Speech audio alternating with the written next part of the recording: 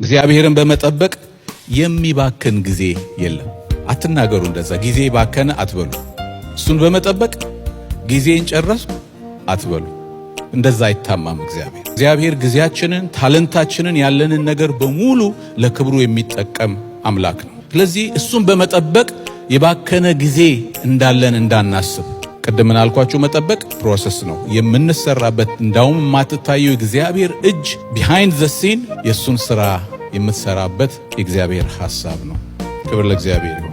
መዝሙረኛው እንደዚህ ይላል፣ እግዚአብሔርን ተስፋ አድርግ፣ አይዞህ በርታ። እግዚአብሔርን ተስፋ አድርግ ይላል። wait patiently for the Lord, be brave and courageous. yes, wait patiently for the Lord ይላል እንግሊዘኛ። wait patiently በትዕግስት እግዚአብሔርን ምን አድርግ? ተጠባበቀው። yes ይልና ይደግመዋል። be brave and courageous። እግዚአብሔር ይርዳን። አሜን። እንበርታ፣ እንጽና። እግዚአብሔርን በመጠበቅ አትደክሙም፣ ኃይላችሁ ይታደሳል።